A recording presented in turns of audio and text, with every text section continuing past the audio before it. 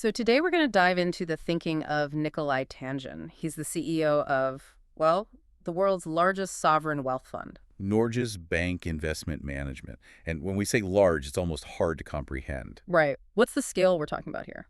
It started in 1996 with maybe $300 million. Mhm. Today, it's 2.1 trillion. 2.1 trillion. Yeah. It owns a piece of nearly 9,000 companies and provides about a quarter of Norway's entire government revenue. And what's so fascinating is that the guy steering this massive ship, his first lesson is humility. He basically says trying to predict the future is futile. Completely. He says they've tried to forecast elections, tariffs, global tensions, and they just get it wrong. The market, it just does its own thing. Like the S&P climbing 17% this year, even with all the uncertainty. Exactly. The lesson isn't to predict, it's to be resilient. Okay, so if you can't predict, what do you do? What does he see happening right now, especially with AI? I mean, is this a huge bubble? He definitely acknowledges it's very hot.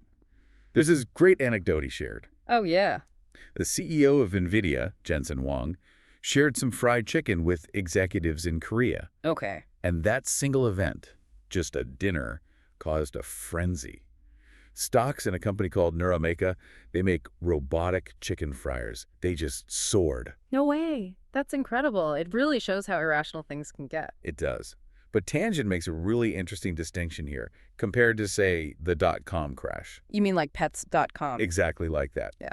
He says the difference now is that the end clients, think Microsoft, Google, Meta, they're incredibly rich. Yeah. They're seeing real returns on their investment, which, just wasn't the case back then. So it's a bubble, but maybe one with a solid foundation. Sort of. He has a two-sided view. Even if it's a bad bubble, he says it's allocating capital towards change. So it's funding real innovation. Right. He points to Iceland, where they're using the Claude chatbot to help teachers create personalized lesson plans. That's a real tangible benefit. But there's a downside, a pretty big one. A huge one.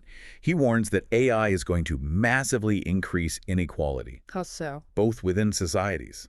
So, between people with tech skills and those without and between countries. The rich nations with the right infrastructure will just pull further and further ahead. And if that's the landscape, the big challenge for companies is speed.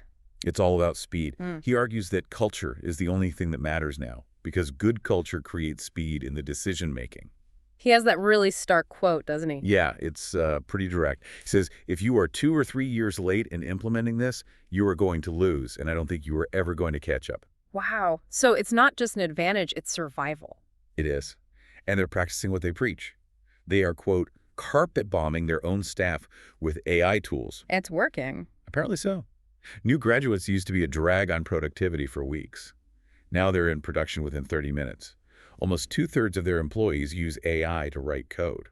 That's a stunning transformation. What about other risks like geopolitics? Well, the fund insists it's apolitical, but they are absolutely clear-eyed about risk. For example. They view climate risk as financial risk, pure and simple. When cocoa or beef harvests are hit by weather, it directly impacts their portfolio. It's just numbers to them.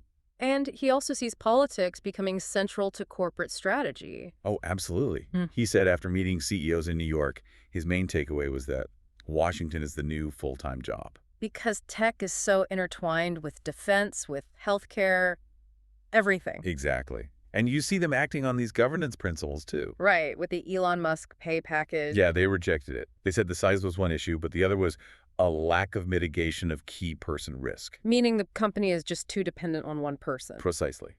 It's an unacceptable financial liability from their point of view. So if we bring this all together, what's the final thought for you, the listener? Tangen's big message seems to be about pace. Yeah. He believes that making fast decisions leads to better decisions. So the provocative question is this.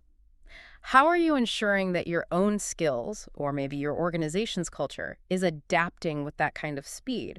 Are you built for resilience, or are you at risk of becoming a victim of a change that is, well, inevitable? A pretty urgent question to ask. It really is.